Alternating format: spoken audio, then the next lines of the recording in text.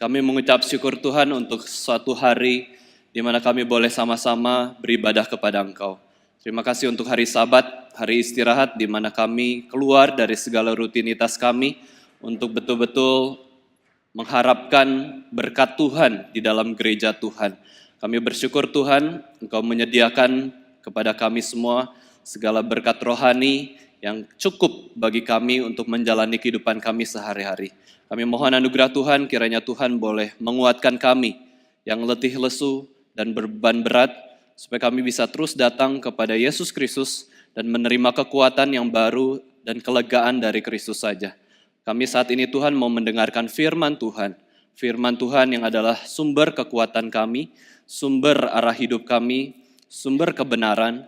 Kami mohon Tuhan supaya kami bisa fokus di dalam mendengarkan firman Tuhan, sehingga hidup kami pun boleh diubahkan melalui apa yang kami dengar dan kami hidupi. Berkatilah Tuhan setiap kami yang akan mendengarkan firman-Mu. Di dalam nama Tuhan Yesus Kristus, Tuhan dan Juru Selamat kami yang hidup, kami sudah berdoa dan mengucap syukur. Amin. Pada hari ini Bapak Ibu Saudara sekalian, kita akan melanjutkan kembali eksposisi dari 1 Yohanes. 1 Yohanes, mari kita sama-sama buka Alkitab kita dari 1 Yohanes pasal yang keempat, ayat 1 sampai 6. Saya akan bacakan untuk kita semua dari 1 Yohanes 4 ayat 1 sampai 6. Judul perikopnya adalah Roh Allah dan Roh Antikristus. Saudara-saudaraku yang kekasih, janganlah percaya akan setiap roh, tetapi ujilah roh-roh itu apakah mereka berasal dari Allah, sebab banyak nabi-nabi palsu yang telah muncul dan pergi ke seluruh dunia. Demikianlah kita mengenal roh Allah, setiap roh yang mengaku bahwa Yesus Kristus telah datang sebagai manusia berasal dari Allah. Dan setiap roh yang tidak mengaku Yesus tidak berasal dari Allah. Roh itu adalah roh antikristus dan tentang dia telah kamu dengar bahwa ia akan datang dan sekarang ini ia sudah ada di dalam dunia. Kamu berasal dari Allah, anak-anakku, dan kamu telah mengalahkan nabi-nabi palsu itu. Sebab roh yang ada di dalam kamu lebih besar daripada roh yang ada di dalam dunia. Mereka berasal dari dunia, sebab itu mereka berbicara tentang hal-hal duniawi, dan dunia mendengarkan mereka. Kami berasal dari Allah. Barang siapa mengenal Allah, ia mendengarkan kami. Barang siapa tidak berasal dari Allah, ia tidak mendengarkan kami. Itulah tandanya roh kebenaran dan roh yang menyesatkan. Bapak Ibu Saudara sekalian, dalam salah satu bab dari buku Rasio bagi Allah, karangan Timothy Keller, dijelaskan tentang sebuah ajaran yang mengatakan tidak mungkin hanya ada satu agama yang benar. Tidak mungkin betul-betul hanya ada satu agama yang benar. Nah, maksudnya apa Bapak Ibu Saudara sekalian? Satu kalimat ini, ajaran apa ini? Kurang lebih ajaran itu mengatakan bahwa tidak mungkin hanya ada satu Allah yang benar. Ya, Allah yang benar itu ada banyak.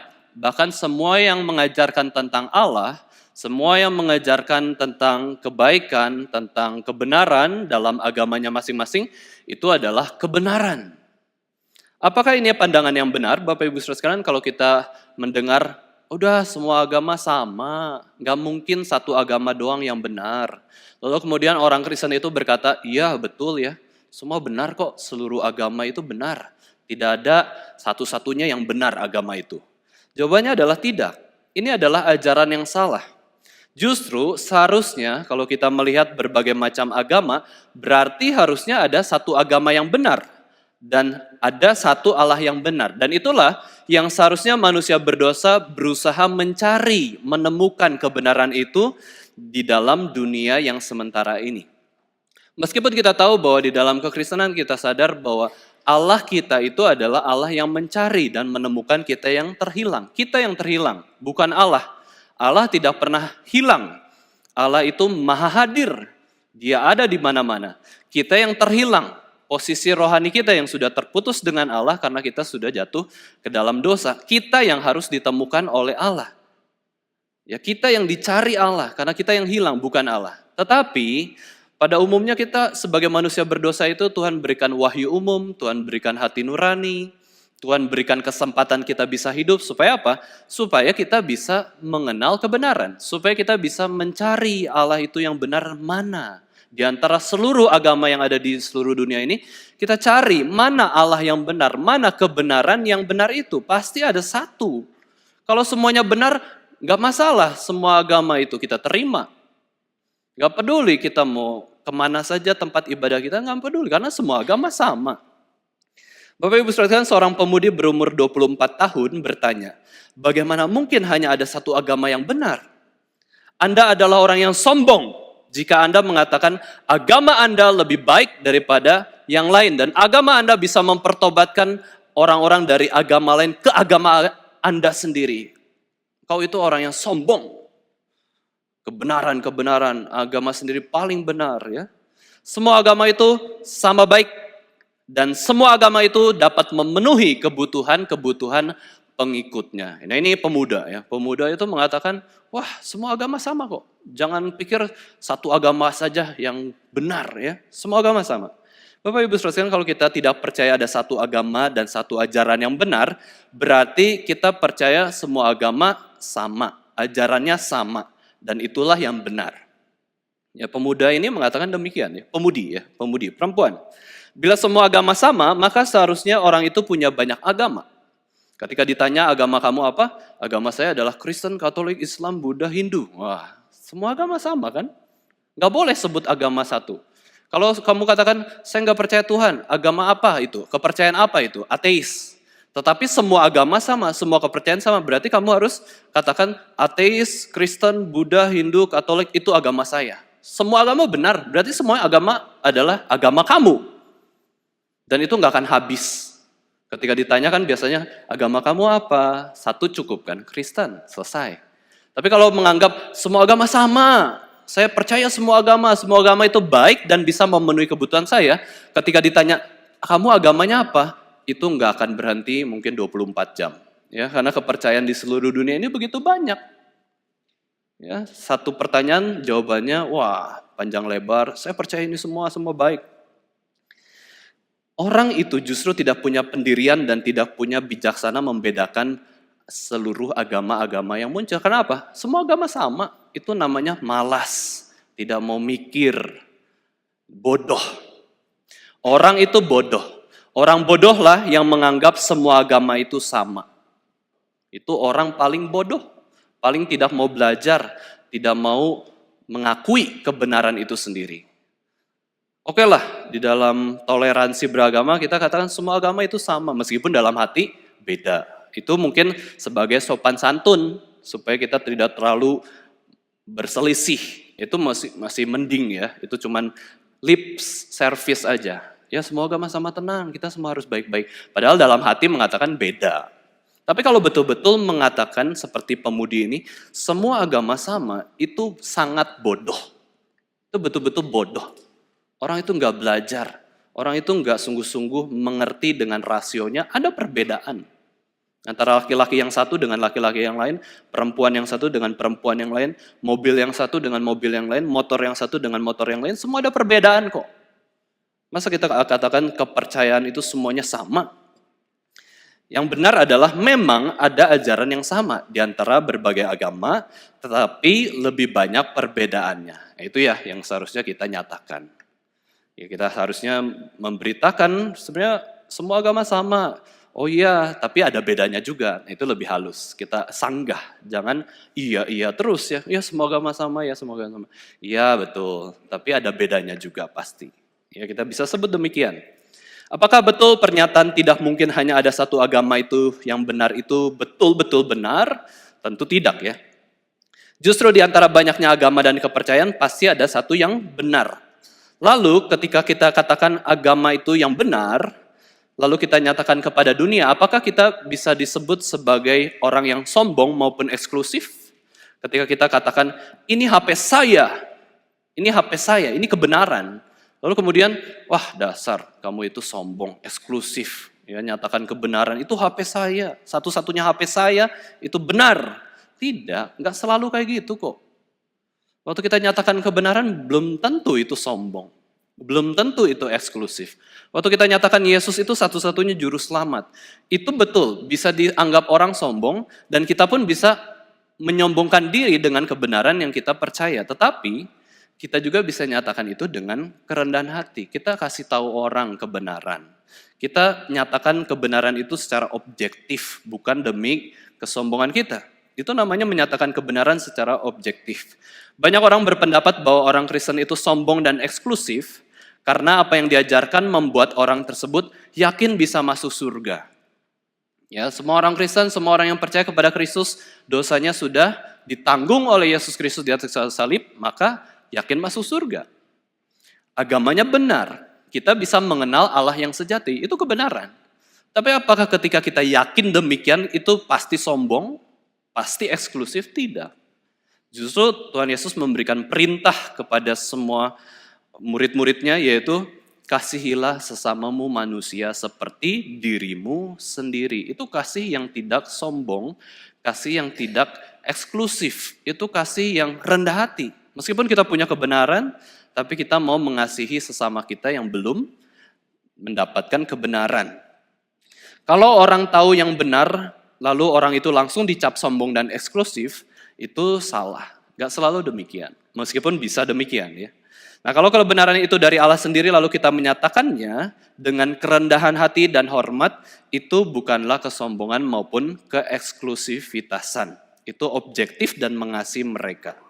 Ya, justru Bapak Ibu Saudara yang mengatakan semua agama itu benar, berarti dia menyangkal statementnya itu ya, bahwa tidak mungkin ada satu ajaran agama yang benar. Karena waktu dia mengatakan semua agama benar, semua ajaran benar, itu berarti dia menyatakan satu-satunya ajaran yang benar adalah mengatakan semua agama itu benar. Nah, ini rumit ya, memang pikirannya agak susah ya mengerti.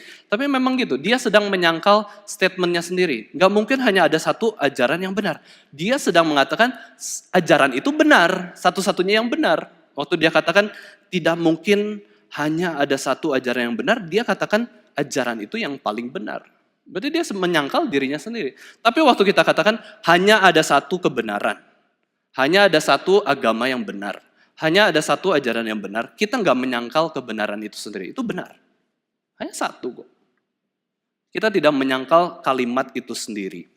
Nah, Bapak Ibu Saudara sekalian, di dalam pembahasan surat 1 Yohanes ini, Yohanes sedang memberikan peringatan kepada orang Kristen bahwa jangan pikir bahwa ajaran tentang Tuhan Yesus Kristus boleh diterima semuanya. Asal ngomong Yesus, itu pasti orang itu benar.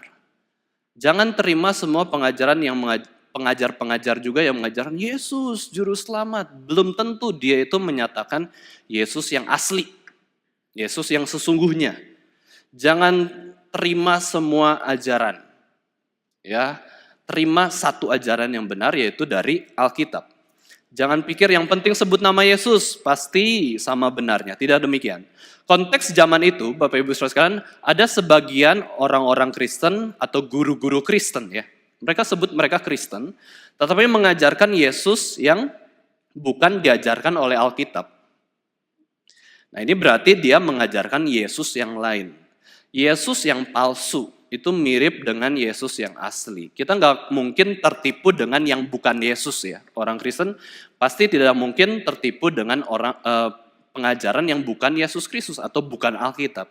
Tetapi kita sangat mudah tertipu dengan Yesus dengan yang lain, embel-embelnya. Alkitab plus yang lain. Kita sangat mudah tertipu.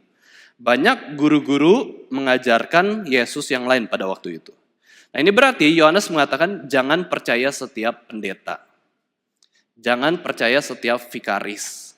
Jangan percaya setiap orang yang sudah diberikan otoritas untuk mengajar firman Tuhan. Ini dalam konteks Kristen. Bukan berarti saya mengatakan tidak menghormati penatua, tidak menghormati pelayan Tuhan. Pelayan Tuhan harus dihormati. Ya, penatua harus dihargai. Karena dia bekerja memuliakan Tuhan, berkorban demi kerajaan Tuhan, harus hargai. Tetapi yang maksud saya adalah kita jangan percaya buta. Namanya pendeta pasti baiklah. Namanya penatua pasti terhormat. Tapi perlu dihati-hati bahwa ada ajaran yang salah ternyata. Dan belum tentu dia mengajarkan apa yang dikatakan Alkitab. Maka pengajar di dalam gereja itu sangat sulit. Ya, maksudnya sulit tuh kualifikasinya. Kualifikasi pengkhotbah harus sekolah 4 tahun. Waktu saya lulus, Bapak Ibu sekalian, saya lulus STT ya, itu kan dapat jabatan vikaris ya, itu vikaris dari gereja. Kalau STH atau MTH itu dari sekolah Alkitab. Nah begitu diteguhkan, oke kamu vikaris sinode, gitu ya. Langsunglah masuk ke GERI Semarang. Saya pikir-pikir ada bagusnya juga, yang khotbah itu lebih banyak pendeta, bukan saya. Karena saya baru berapa sih, 3 tahun belajar Alkitab, itu pun sambil rumit-rumit ya, kadang banyak yang lupa juga. 1 tahun praktek di Solo ya waktu itu 2015. Terus yang khotbah minggu harus siapa? Apakah saya kemudian, wah saya harus khotbah semua? Saya, enggak. Ada bagus juga kebijakan gereja lokal itu, katakan pendeta harus lebih banyak khotbah. Dan demikian juga ya, peraturan dari Sinode GERI, namanya pendeta itu lebih banyak khotbah daripada vikaris. Nggak boleh vikaris itu lebih banyak. Namanya vikaris kok, baru lebih muda kayak gitu ya. Maksudnya lebih muda, lebih baru. Pendeta kan lebih tua ya. Vikaris itu PDM, pendeta muda, pendeta tua ya. Jadi yang sudah tua itu pendeta, lebih pengalaman maksudnya ya. Kalau lebih pengalaman harusnya lebih bijaksana dalam membedakan ajaran kayak gitu ya. Waktu saya melayani juga lulus sekolah STT, ya saya masih belajar juga lah. Mungkin kalah sama yang sekolah Striska, udah berkali-kali ya, saya kalah itu ya. Tapi namanya pelayanan betul-betul harus dikerjakan baik-baik dan hati-hati kepada pengajar. Nah itu kualifikasinya harus betul ya, karena tafsiran bisa beda, ya ajaran bisa beda, nggak semua vikaris sama, nggak semua pendeta sama, nggak semua mahasiswa praktek setahun sama, ya itu berbeda-beda. Maka Yohanes sangat memperingati jemaat supaya berpikir kritis. Nah, tema khotbah kita pada hari ini adalah berpikir kritis terhadap semua ajaran, termasuk gereja kita. Ya, termasuk gereja kita harus berpikir kritis. Sekarang waktu berkhotbah itu yang dilatih apa? Pikiran dan hati kita kan. Kalau kita akhirnya menerima makanan yang busuk, kotor, kita buang. Tapi kita mau makanan itu sehat, baik buat tubuh kita. Nah, itu penting. Dengan cara apa? Berpikir kritis. Ya, berpikir kritis, menerima segala berkat dari Tuhan. Ada yang salah nih. Oke, salahnya minor. Ya udahlah, rapopo ya, rapopo. Tapi kalau salahnya mayor, salahnya prinsip, kita coba doakan hamba Tuhannya. Terus kalau berani pas salaman nanti, Pak, kayaknya ada yang salah tadi Pak, gitu ya. Itu kalau berani, kalau mau cari masalah gitu ya. Kalau mau berdebat gitu ya. Itu bisa juga, nggak apa-apa, sebagai wujud kasih, kita nggak pengen kok ada ajaran yang salah di gereja kita. Harus berani. Kalau nggak berani, saya jemaat, saya bukan siapa-siapa. Lapor ke pengurus kan lebih jabatannya ya dekat-dekat lah sama pendeta gitu ya. Pengkhotbah itu bisa berikan seperti itu ya. Nah di suratnya ini, Yohanes sedang mengkritisi ajaran kristologi yang salah. Bila ada para guru yang mengajar tentang siapakah Yesus Kristus, tetapi tidak sesuai dengan Alkitab, tolak.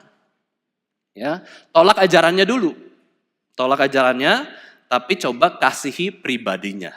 Jangan langsung tolak juga pribadinya ya. Tolak ajarannya dulu. Bahkan Yesus katakan kepada para murid, kamu lihat orang Farisi, munafik ya, munafik. Semua pakaian rapi-rapi, doa di pinggir jalan, kasih persembahan, perpuluhan, kenceringan banyak ya, bunyi keras. Senin puasa, Kamis puasa, oke, tapi itu munafik. Dia cuma mencari pujian diri. Tapi Tuhan Yesus katakan, dengarkan ajarannya.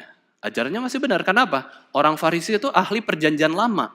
Orang Farisi ngajarin 10 hukum Taurat. Orang Farisi ajarkan Mesias yang akan datang. Terima ajarannya. Tapi pribadinya tolak karena munafik, karena jahat.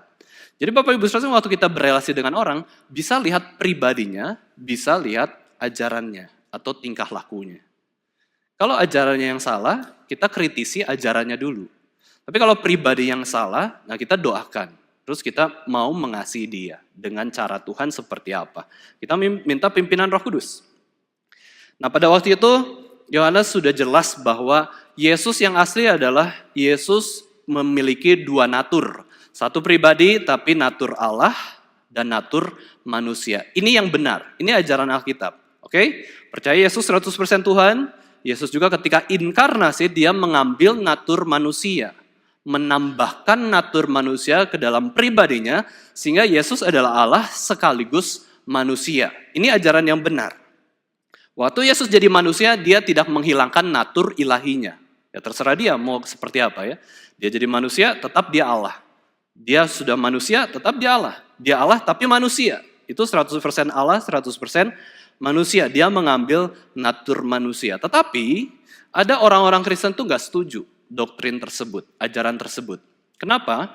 Karena bagi mereka terpengaruh filsafat Yunani, mereka katakan bahwa materi ini evil, materi ini jahat. Buktinya apa?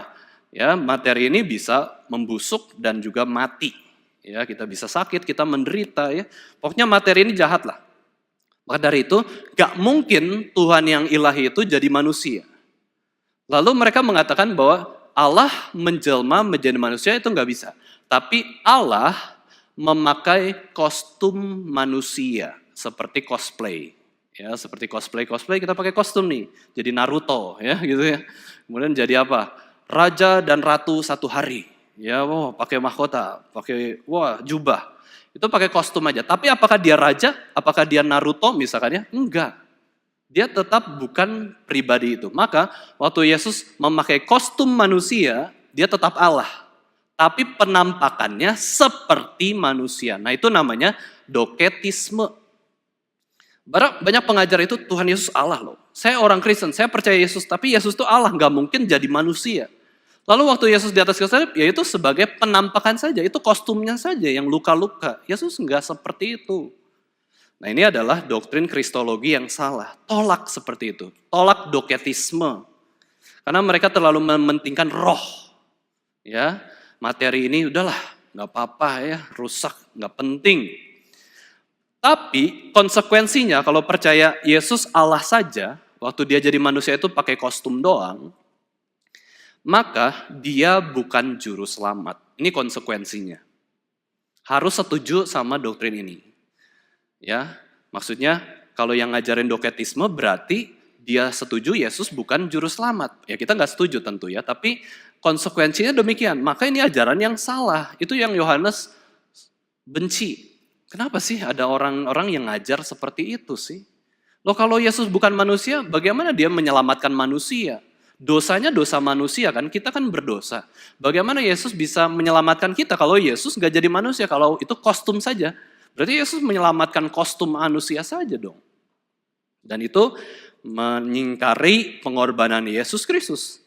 Tidak ada solusi bagaimana manusia menyelesaikan masalah dosanya. Dan akhirnya semua manusia layak dan pasti masuk ke neraka. Karena Yesus Allah saja. Kalau Allah tetap jadi Allah saja, semua manusia masuk neraka.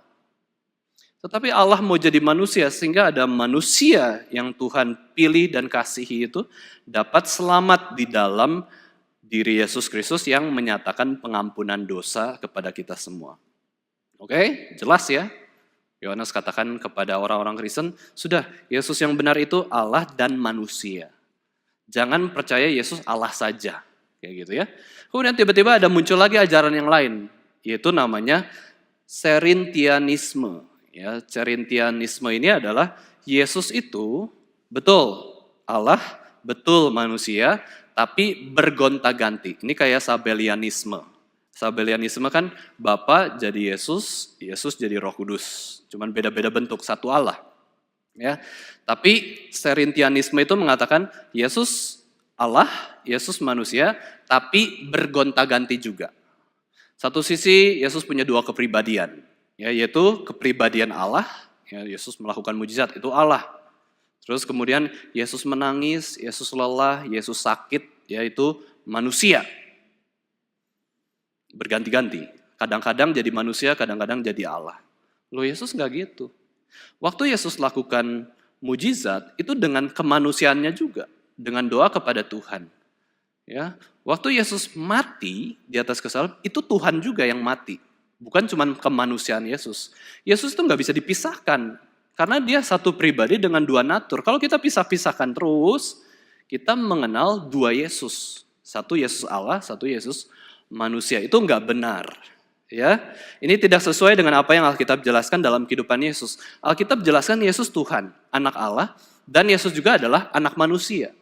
Jadi Yesus itu anak Allah dan anak manusia, bukan anak Allah saja atau anak manusia saja. Itu yang Alkitab jelaskan. Nah, sekarang kita lihat Bapak Ibu Saudara 1 Yohanes 4 ayat 1. Di situ Yohanes mengingatkan kembali, saudara-saudaraku yang kekasih, janganlah percaya akan setiap roh. Jadi pembawaannya Yohanes itu sangat lembut. Maksudnya jangan percaya setiap roh itu apa? Jangan percaya setiap ajaran, teaching, ya roh gitu ya, spirit. Yaitu karena apa? Teaching itu sangat mempengaruhi roh kita. Kita dipengaruhi oleh teaching atau ajaran atau iman kita kan ya. Begitu iman kita apa, roh kita akan melakukan apa juga. Nah, itu maksudnya Yohanes jelaskan demikian. Tetapi Yohanes katakan, ujilah, dites dulu roh-roh itu. Apakah mereka berasal dari Allah? Sebab banyak nabi-nabi palsu yang telah muncul dan pergi ke seluruh dunia. Ini nasihat yang sangat tulus, sangat berprinsip, sangat didasari oleh kasih kepada pembacanya, yaitu nasihat yang bukan sifatnya praktis. Ya, ayo lakukan kebaikan. Ya bermurah hati, memberi kepada sesama, bukan. Tetapi nasihatnya itu sangat prinsip, yaitu apa? Hati-hati terhadap ajaran. Waspadailah dirimu dan ajaran yang beredar. Ya, ini adalah nasihat yang Rasul Yohanes jelaskan, yaitu jangan percaya kepada semua ajaran. Ajaran yang kita dengar, ya tidak boleh langsung diterima, tetapi dipikir dulu. Ya, dipikir, direnungkan, baru diterima. Dipikir, direnungkan, diuji bahkan ya. Diuji oleh apa? Penguji ajaran adalah bukan kita ya, bukan pendapat kita. Tapi Alkitab itu sendiri menyatakan apa? Alkitab ngomong apa? Ajaran orang itu ngomong apa? Nah itu baru kita bisa lihat mana yang benar. Kalau bertentangan, Alkitab nggak mungkin salah. Orang lain mengajarkan Alkitab mungkin salah. Maka dari itu, kalau salah orangnya berarti kita bisa kritisi orang tersebut atau ajarannya juga. Ajaran yang kita dengar tidak boleh langsung saja dipercaya. Kita percaya kepada setiap roh, setiap ajaran, jangan ya. Yang harus kita percaya sepenuhnya adalah firman Tuhan. Maka Bapak Ibu Saudara sekalian, bagaimana melakukan nasihat Yohanes ini? Ya, caranya adalah kita sendiri dituntut untuk membaca firman. Ya, bergumul dengan firman, dan juga mengerti firman Tuhan, dan guru besar yang pertama yang mengajarkan firman Tuhan itu adalah Roh Kudus. Maka waktu baca Alkitab, Bapak Ibu Saudara sekalian harus berdoa dulu. Nggak boleh baca Alkitab, Bible reading, ya kita langsung baca. Nggak boleh. Kita harus doa dulu, karena apa? Roh Kudus dalam hati kita yang mengajar kita bagaimana menafsirkan Alkitab, pertama-tama. Setelahnya kalau kita bingung, ya mungkin karena tafsiran manusia sendiri ya, tafsiran roh kita sendiri itu menafsir juga. Satu tafsiran Roh Kudus, satu tafsiran diri. Terus kita bingung nih, yang mana sih yang benar? Tanya ke pengkhotbah, tanya ke seminar, speak misalkan yang kemarin kita ikuti. Nah itu mempertajam, membuat kita tuh kritis, dan akhirnya setelah kita punya komitmen, setelah kita punya kebenaran itu, kita bisa lakukan dalam kehidupan kita sehari-hari. Maka Rasul Yohanes memberi nasihat itu sangat komprehensif. Jangan percaya setiap ajaran, tapi uji. Berarti sebelumnya kita sudah belajar firman Tuhan dulu. Sudah tekun baca firman, sudah punya kebenaran bahwa prinsip dasar kebenaran kita itu Alkitab doang. Gak ada yang lain. Hanya Alkitab. Dan bila guru-guru pengajar yang menyatakan hal yang bertentangan dengan Alkitab, maka kita bisa menghakimi. Bapak Ibu Saudara, kita itu selalu setiap hari menghakimi kok.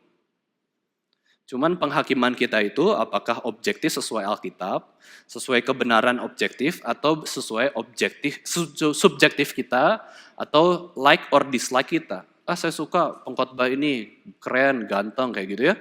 Atau karena ajaran Alkitab mengajarkan demikian, kita harus suka apa. Rasa suka, rasa tidak suka ditentukan Alkitab. Karena kita pengikut Yesus Kristus.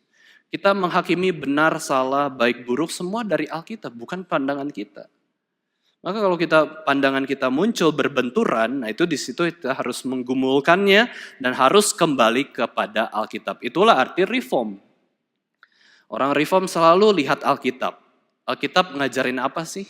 waktu kita bergumul dalam mengambil keputusan tertentu ya.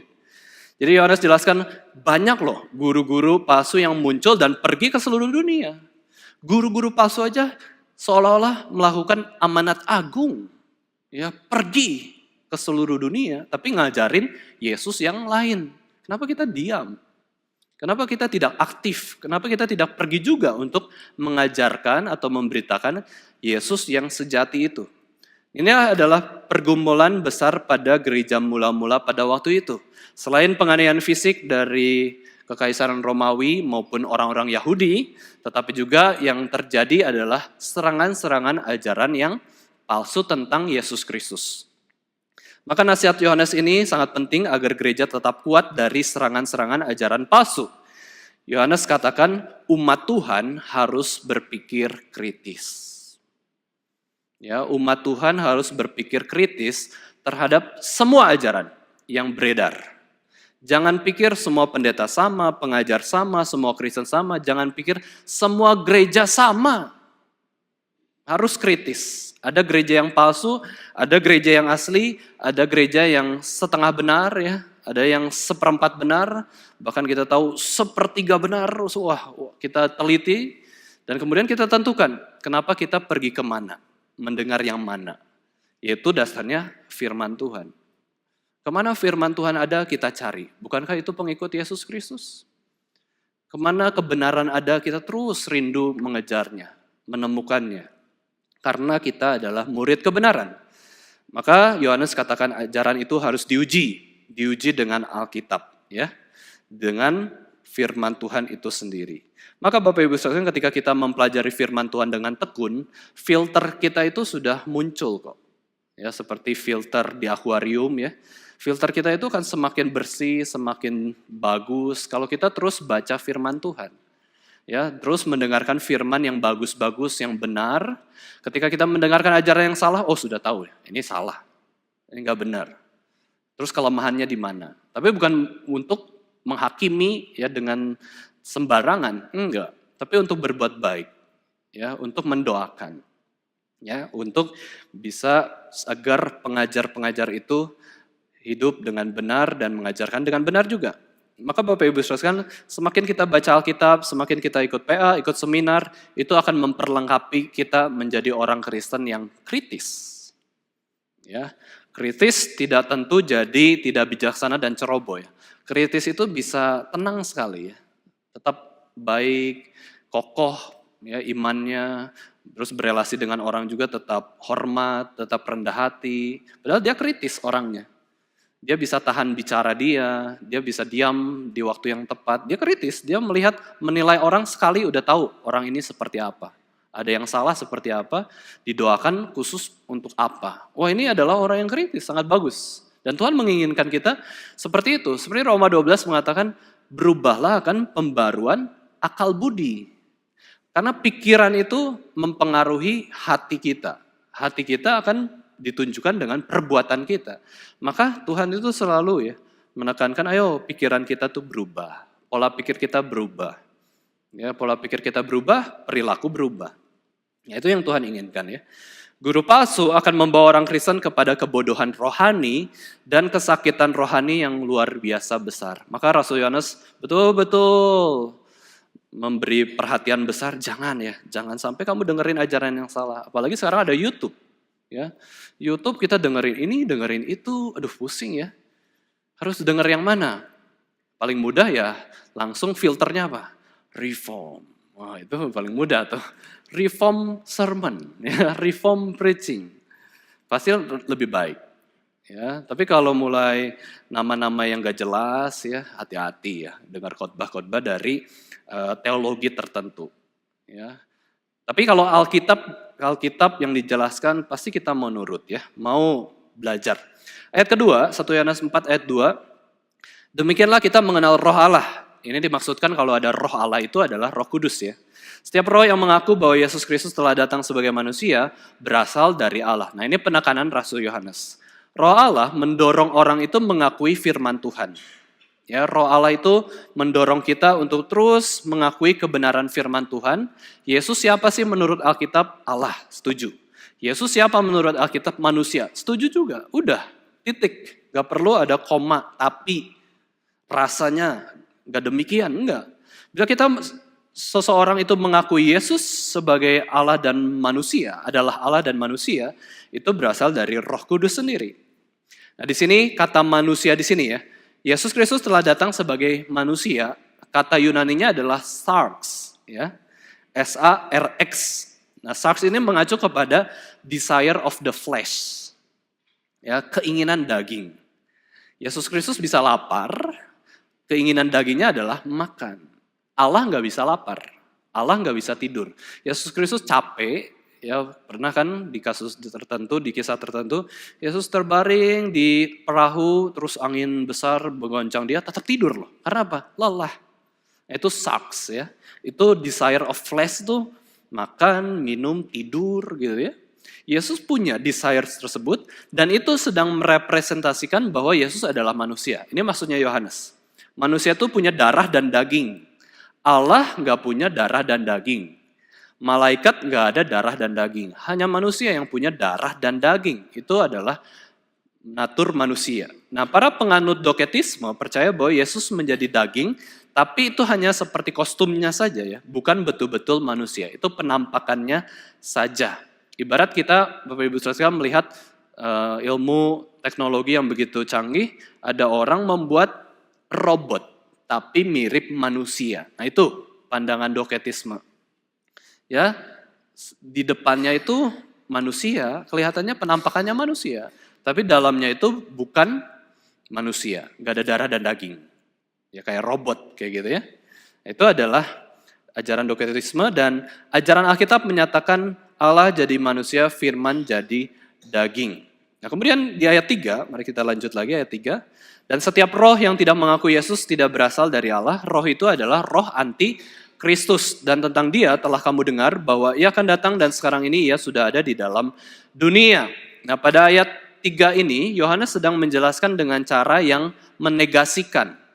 Kalau orang itu mengakui Yesus 100% Allah dan 100% manusia, itu berasal dari Allah.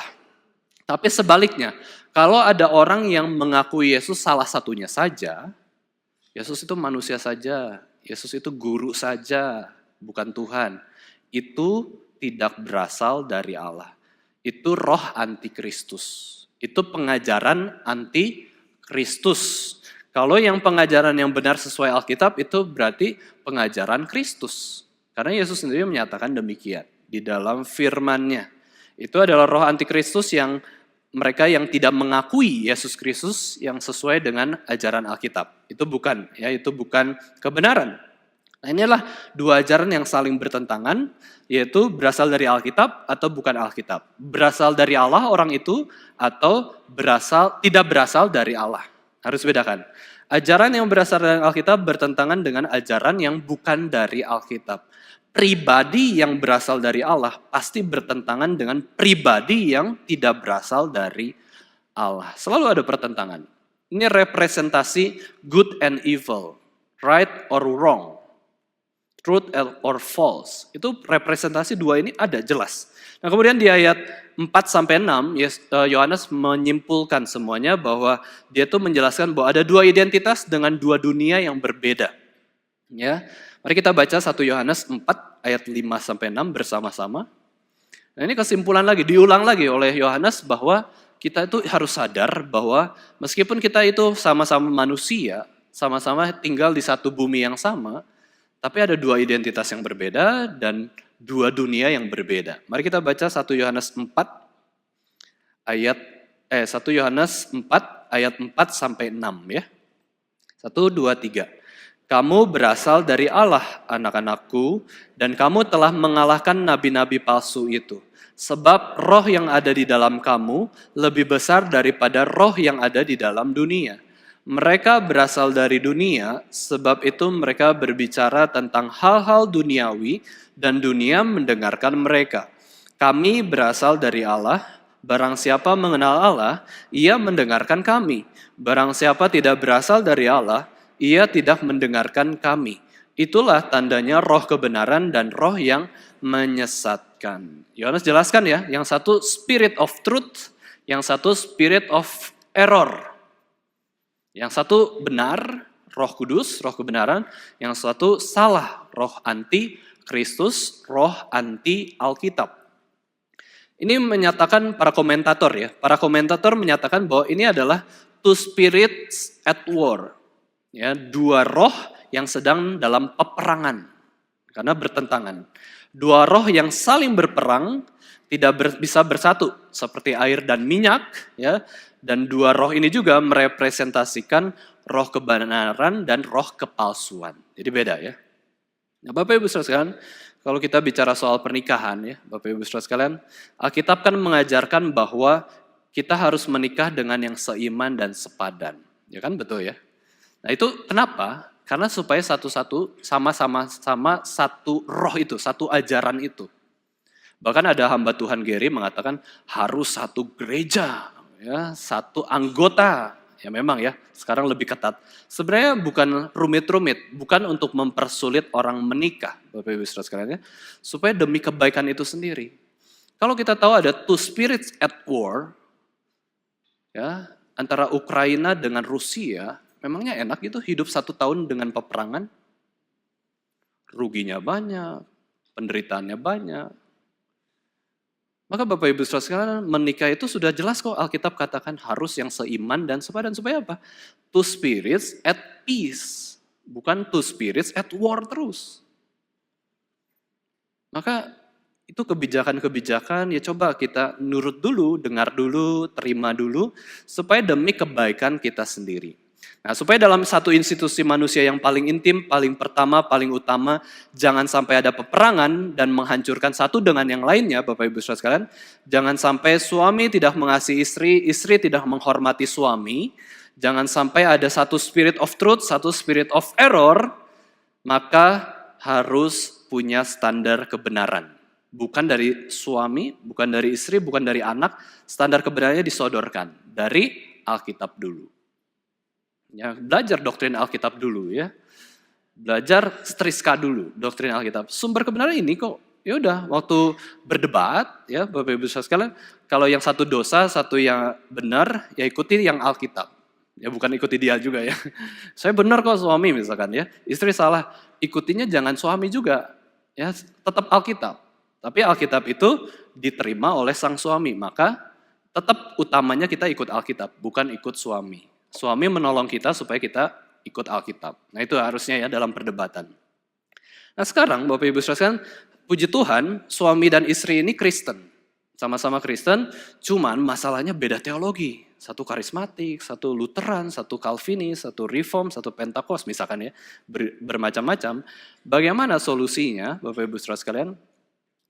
Solusinya adalah kalau ada pilihan yang muncul, perdebatan yang muncul, kita harus belajar kembali ke Alkitab. Terus kalau memang itu sama-sama baik atau mending lah ya baik, coba yang namanya adalah mengalah. Ya coba mengalah. Saya dikasih nasihat oleh seorang yang bukan dari gereja ini ya. Sebelum saya menikah Bapak Ibu Saudara sekalian, orang itu memberi nasihat. Ya, orang itu sudah ada pengalaman. Ini bukan Kristen ya, bukan Kristen dia juga bukan dari gereja, ngobrol-ngobrol aja. Tapi dia punya pengalaman yang cukup buruk lah di dalam pernikahan ya. Kemudian dia katakan suatu nasihat, udah pokoknya dalam pernikahan itu adalah kita tuh belajar mengalah. Mengalah dari pasangan kita, kurang lebih gitu. Ya, tapi dia baru dapatkan setelah dapatkan bijaksana itu bijaksana umum ya. Ini umum setelah pernikahannya kurang baik ya. Terus kemudian Bapak Ibu sekalian, saya coba eksposisi belajar Alkitab, ternyata memang ada firman Tuhan yang mengajarkan kita untuk mengalah juga loh. Ada, itu di kitab Yakobus ada, kita tuh ngalah. Dalam arti apa? Kalau memang itu di antara dua pilihan ini, itu yang sama-sama baik. Sama-sama baik lah. Ya sama-sama mau baca kitab apa, Mazmur atau Matius? Wah, jangan, harus suami, pilihan suami, kepala keluarga ya. Harus baca Matius. Lah, udahlah istri pengen bacanya Mazmur misalkan kan. Itu sama-sama benar kan? Ngalah aja. Jadi kalau sama-sama benar, kita mengalahkan ego kita. Ya, toh sama-sama benar, sama-sama bagus ya. Kita ego, tapi kita nggak boleh ngalah juga sama dosa.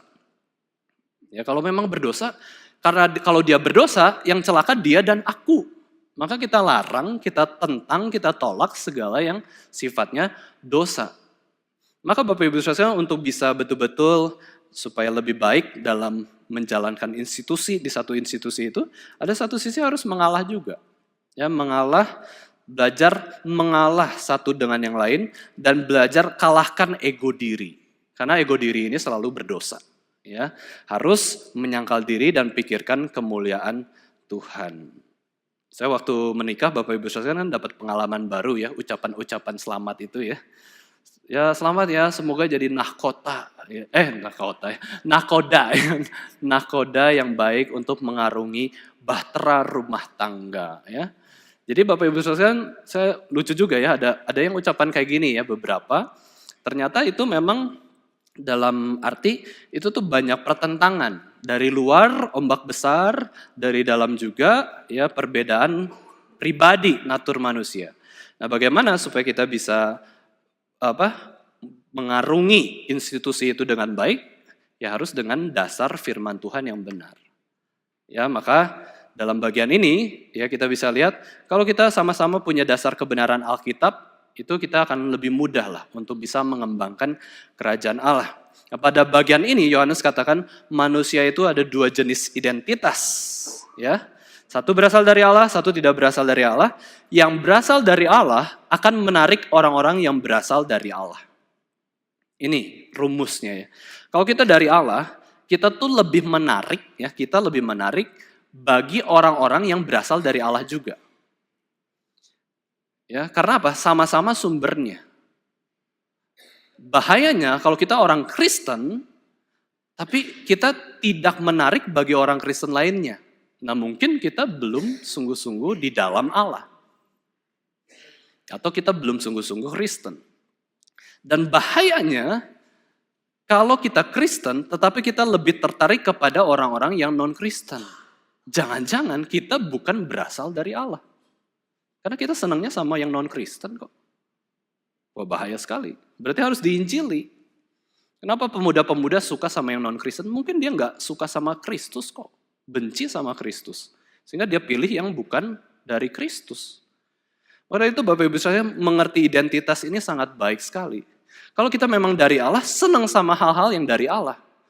Tetapi sebaliknya Yohanes katakan yang berasal dari dunia menarik orang-orang dunia juga. Dunia mau mendengarkan mereka dan senang dengan mereka karena dia keduniawian hidupnya. Jadi ini adalah rumusan yang pasti. Kalau kita hidup secara duniawi, yang tertarik dengan hidup kita adalah orang-orang duniawi juga. Tetapi kalau kita berasal dari Allah, hidup kudus di hadapan Allah, yang tertarik dengan kita juga adalah orang-orang yang berasal dari Allah. Nah tugas orang Kristen adalah kita berasal dari Allah, tetapi menarik orang-orang yang tidak suka dengan Allah. Berat sekali. Kita berbuat baik kepada orang-orang duniawi. Kita mendoakan mereka, kita menjangkau mereka untuk menyembah Kristus. Itulah kenapa tugas penginjilan itu adalah tugas paling berat. Ya, tugas penginjilan itu adalah tugas paling berat karena kita dengan two spirits at war. Yang satu berasal dari Allah, yang satu tidak berasal dari Allah. Pasti bertentangan, susah. Maka solusinya bagaimana? Ya harus minta anugerah Tuhan supaya dia mau dengar kebenaran, mau percaya Alkitab dulu. Bukan percaya kita. Manusia itu sementara kan ya. Ya manusia itu sementara kita mati, nanti orang itu kalau percaya sama kita, dia terhilang juga, tersesat juga. Tapi kalau percaya Alkitab, Alkitab nggak akan pernah hilang dalam dunia ini. Maka kita sandarkan yang negur itu Alkitab, bukan mama, bukan papa. Mama papa cuma nyampaikan aja apa yang firman Tuhan ngomong ke kamu anak-anak. Kayak gitu. Jangan semua tanggungkan ke kita waktu kita bicara soal kebenaran. Perhadapkan mereka itu kepada kebenaran itu. Kita cuma pengantara kok. Kita cuma pengantar ke Alkitab. Kita tuh di tengah, bukan utama. Kita bukan kebenaran, sumber kebenaran, bukan ya. Nah inilah dua identitas dan dunia yang berbeda. Kita yang dari Allah tolak hal-hal duniawi. Mereka yang tidak berasal dari Allah menolak ajaran-ajaran Alkitab. Identitas yang berasal dari Allah, Yohanes katakan, akan mengalahkan para pengajar palsu dan roh anti-Kristus. Maka Bapak Ibu Saudara sekalian, orang-orang yang Kristen yang tidak mengakui Yesus sebagai Tuhan, tidak mengakui Yesus sebagai manusia, mereka kan rajin penginjilan kan ya, rajin penginjilan dengan kemeja putih ya, dan bawahan hitam. Yang paling mereka takutkan adalah ketemu orang Kristen reform ya. Karena langsung keras juga kan. Ayo mau coba bahas Alkitab? Ayo. Ayo jelaskan tentang Yesus, tunjukkan ayatnya. Kita bisa, harusnya bisa ya. Harusnya. Jangan sampai kita juga, oh iya benar ya, dia benar juga Yesus bukan manusia ya. Wah, jangan. Karena apa? Roh kita lebih besar. Kok bisa ya? Kita tuh lebih pintar daripada pemimpin gereja sesat. Kita itu lebih pintar daripada orang yang belajar kitabnya masing-masing. Karena apa? Roh Kudus di dalam diri kita lebih besar.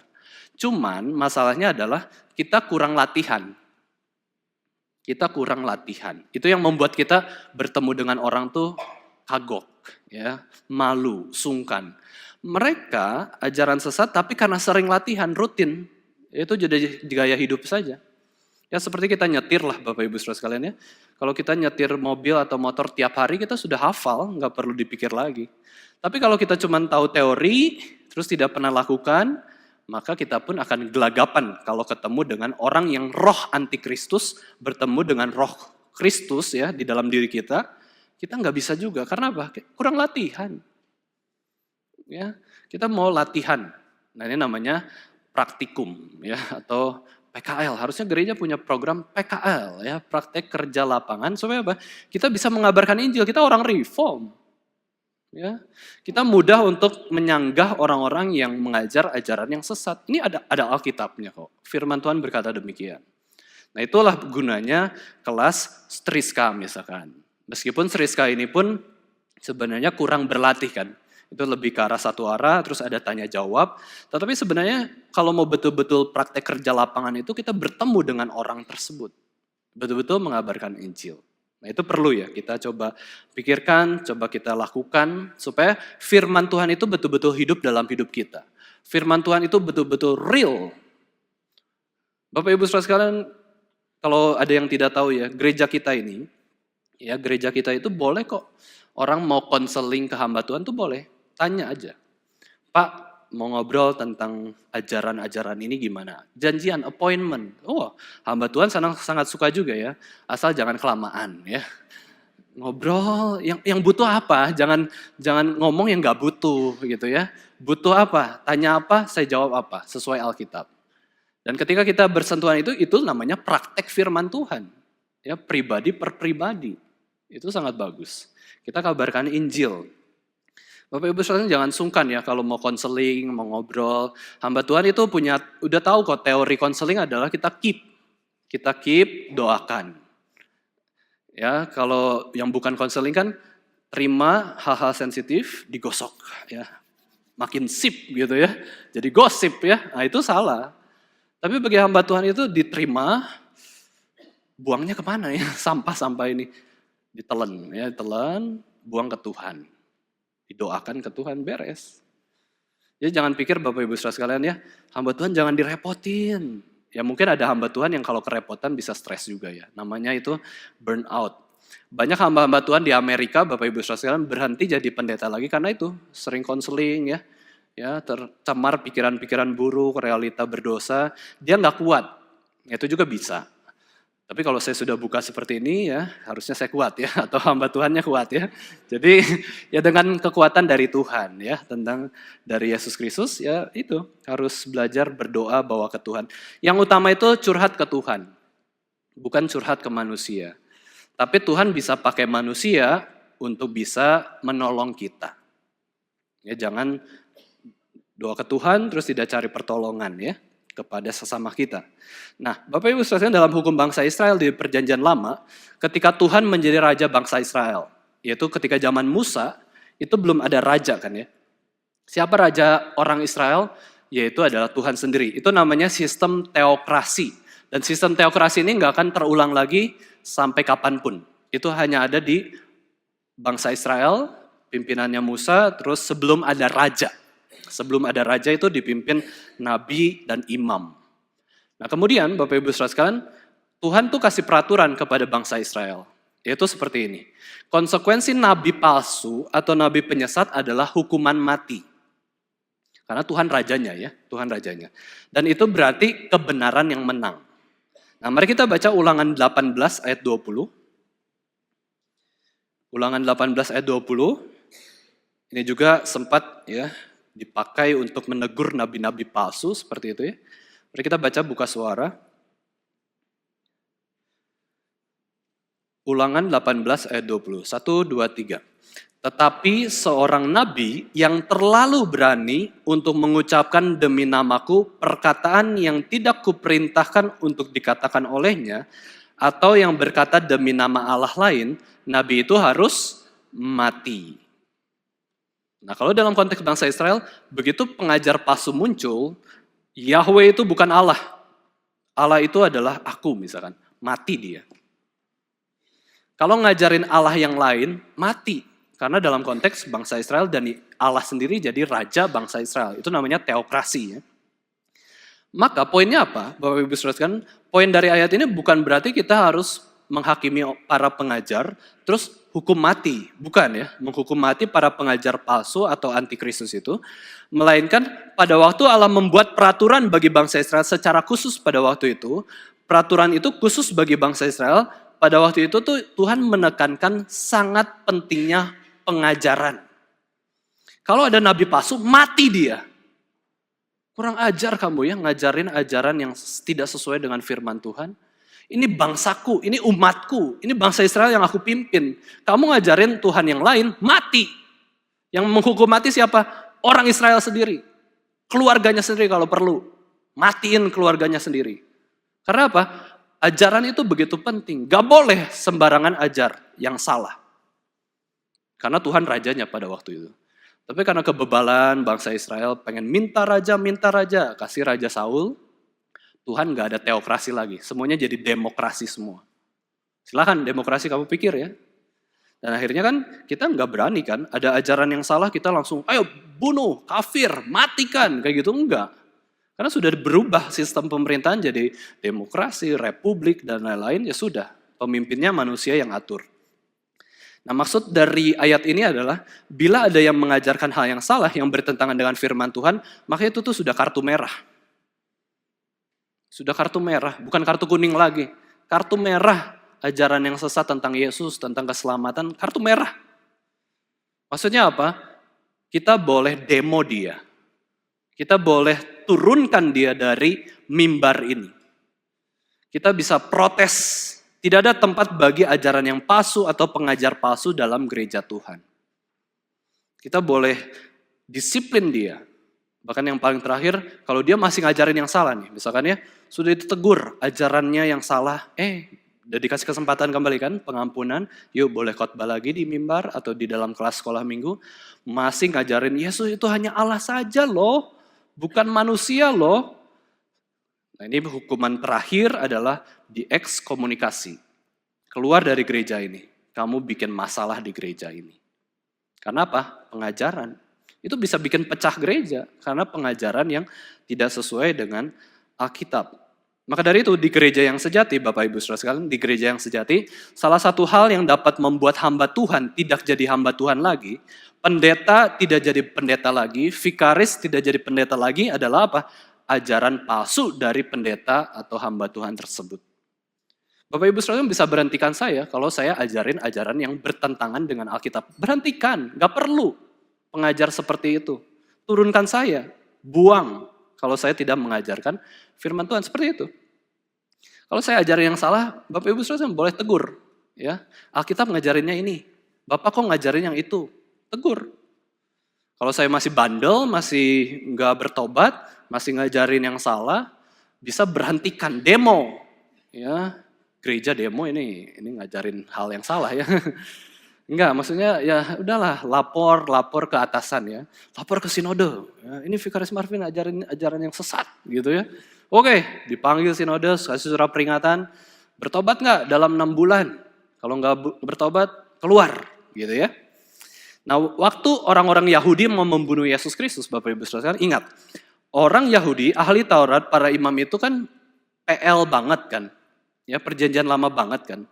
Dia itu menggunakan ayat ini, ya mereka itu gunakan Ulangan 18 untuk membunuh Yesus. Karena apa? Yesus dianggap sebagai nabi palsu, nabi sesat. Tadi seperti bacaan bertanggapan yang barusan kita baca, dia mengaku sebagai anak Allah, kita harus bunuh, harus matikan dia. Dia sudah menghujat Allah. Nah mereka pakai ayat ini untuk mematikan Yesus Kristus. Cuman ini sudah beda kan, teokrasi, satu lagi kerajaan. Maka mereka nggak bisa bunuh Yesus lagi dengan ayat itu, karena kerajaan Romawi itu melindungi kehidupan setiap masyarakatnya. Maka mereka memakai agama untuk memakai politik untuk menyelesaikan agenda agama Yahudi tersebut, yaitu membunuh Yesus. Karena Yesus itu sudah mengajarkan hal yang sesat. Yesus sudah mengklaim dirinya anak Allah, menganggap dirinya anak Allah, berarti itu penghujatan kepada Allah, harus dihukum mati. Jadi orang Yahudi itu pakai ayat Ulangan ini untuk membunuh Yesus. Dan memakai Pilatus juga untuk menyelesaikan agenda agamanya. Nah itulah yang terjadi Bapak Ibu Saudara sekalian di dalam kematian Yesus Kristus. Mereka pakai firman Tuhan kok. Sayangnya orang Yahudi, ahli Taurat, para imam, kepala itu, mereka itu tidak terima ajaran yang benar. Yesus kan mengajarkan hal yang baru memang. Tapi sebenarnya hal yang baru itu sesuai dengan firman Tuhan perjanjian lama. Makanya PL itu disebut sebagai bayang-bayang, PB itu sebagai penggenapan. Harusnya orang yang belajar PL itu langsung klik sama pengajaran Yesus dan mereka adalah orang-orang yang akan mengikut Yesus. Dan bukan orang buta Bartimeus yang mengatakan, Yesus anak Daud kasihanilah aku. Harusnya bukan Bartimeus. Harusnya adalah ahli Taurat, imam kepala. Yesus anak Daud kasihanilah kami yang berdosa. Tapi mereka mengeraskan hati, bebal ya. Sehingga mereka nggak mau terima firman. Itulah yang dikatakan oleh Yesus Kristus dalam Yohanes ini ya. Mereka berasal dari dunia. Karena begitu terima firman Tuhan, mereka tolak kok. Mereka hidup dalam keduniawian, kemunafikan. Itu ahli Taurat dan orang Farisi. Maka dari itu Bapak Ibu Saudara sekalian, mari kita sama-sama menggunakan pikiran kita, hidup kita ya. Kita harus kejar pengajaran firman Tuhan yang sejati. Di mana ada firman Tuhan yang sejati diberitakan, kita coba dengar, kita mau taat. Ya, zaman-zaman dulu saya waktu masih sekolah S1 ya Bapak Ibu Saudara sekalian. Wah, entah kenapa lah ya. Tuhan itu menggerakkan saya kalau ada seminar dari gereja manapun loh ya. Ketika ada brosur dari gereja manapun, saya mau ikut kalau saya bisa. Ya. Karena mau apa? Cari firman. Padahal gereja itu belum tentu gereja sejati ya. Tapi ya kalau ada waktu namanya pemuda ya. Terus pemudanya juga bukan kuliah yang sibuk-sibuk, kuliahnya ya ekonomi lah, manajemen gitu ya. Masih ada waktu-waktu, kalau ada acara gereja saya ikuti. Ya datang sendiri, ya kadang-kadang maju KKR sendiri di gereja lain ya, yang gak ada orang kenal ya. Wah, tapi dari satu sisi saya kemudian semakin sadar, oke, semua gereja itu gak sama. Semua ajaran itu gak sama, waktu kita itu terbatas, tenaga kita terbatas, harus pilih yang sehat, pilih yang enak. Sama seperti kita pilih restoran setelah ibadah ini, Bapak Ibu Saudara, pilih yang enak, pilih yang sehat, pilih yang bagus, pilih yang langka kalau bisa. Nah, gereja ini langka Bapak Ibu Saudara ya. Di Solo aja cuma 1 loh, bayangkan ya. Geri Solo ini, terus khotbahnya yang paling lama lagi hari Minggu. Ya, nanti jemaatnya juga jadi langka juga ya. Karena apa? Karena mau dengar khotbah yang lama. Justru orang di luar sana itu ingin dengar khotbah yang singkat. Yang 15 menit selesai, beres, udah seneng gitu ya. Yang penting dapat firman. Lah 15 menit itu kita mungkin buang air besar tuh 15 menit Bapak Ibu Saudara sekalian ya mungkin ya. Kita ngabisin waktu buang air besar sama dengar firman kayak gitu. Enggak ya. Tapi kita mau dengar firman, menikmati, belajar lebih banyak. dari Tuhan sendiri. Nah, di situ kita diperlengkapi sebagai orang Kristen yang setia. Jangan egois mencari yang kita mau saja dalam kehidupan ini. Jangan pilih-pilih firman Tuhan yang mau kita dengar, yang kita rasa enak. Itu beda ya. Kita pilih berdasarkan Alkitab, dengan pilih berdasarkan selera saya yang enak, kita bisa dengar salah juga khotbah tersebut. Asal firman Tuhan itu dari Alkitab, jelasin Alkitab, terima aja. Ya, itu selera firman Tuhan kita akan berubah juga. Kita mau belajar hati mendengar. Mari kita waspada terhadap setiap ajaran, pakai rasio kita ya untuk berpikir kritis mengenai apa yang kita dengar. Yang membedakan manusia dengan seluruh ciptaan lain adalah rasio, akal budi. Kalau kita nggak gunakan akal budi dalam memahami firman Tuhan atau mengenal Allah, kita sia-sia. Maka firman Tuhannya lama ya di dalam gereja ini, supaya apa rasionya terus di otak kita dipijat, ya, dipijat, hati kita dibentuk, diolah seperti tanah liat menjadi bentuk yang indah. Kritislah terhadap setiap ajaran apapun, karena itu akan mempengaruhi arah hidup kita. Mari kita juga rela agar rasio kita itu terus dibaharui oleh firman Tuhan senantiasa. Jangan sombong, ya, jangan sombong. Apalagi yang masih muda ya, yang masih muda. Saya tahu kok ajaran yang benar, masih muda loh ya. Orang tua saya nggak dengerin. Loh, orang tua lebih pengalaman berkali-kali lipat umurnya dari kamu dan dia sudah menentukan ini yang benar, gereja ini yang benar, ajaran ini yang benar, anak nggak dengar, itu berarti anak sombong. Dia anggap semua yang saya tahu benar. Selera saya yang paling penting, itu egois sekali. Itu nggak baik ya. Kita harus rendah hati dan orang yang rendah hati pasti diberkati Tuhan. Dan diberikan banyak anugerah oleh Tuhan. Mari kita sama-sama coba gunakan rasio kita. Ya, berpikirlah kritis terhadap firman Tuhan. Bukan pikir kritis soal kerjaan. Kalau dapat uang banyak baru kritis. Wah, berdoa siang dan malam. Bukan. Kalau kita mau dengar firman Tuhan, berdoa. Sebelum ke gereja, berdoa. Sebelum baca Alkitab, berdoa. Itu yang akan mengubah mindset kita. Mari kita sama-sama berdoa ya. Bapa kami yang di surga, kami berterima kasih Tuhan untuk anugerah Tuhan. Pada hari ini kami boleh sedikit membahas kembali surat 1 Yohanes. Kami berdoa Tuhan supaya Tuhan boleh memberikan penghiburan kepada kami, baik kami yang di dalam letih lesu dan beban berat, baik secara fisik maupun secara rohani kami. Kiranya Tuhan tolong supaya kami bisa menggunakan seluruh hidup kami untuk bisa memuliakan nama Tuhan. Kami mau Tuhan dipimpin oleh Roh Kudus, kami juga mau Tuhan dipimpin oleh firman Tuhan. Sebab firman Tuhan adalah pelita bagi kaki kami dan terang bagi jalan kami. Terpujilah Engkau Tuhan, berkati setiap kegiatan kami selanjutnya hari ini. Kiranya kami boleh menguduskan hari Sabat sesuai yang Tuhan mau.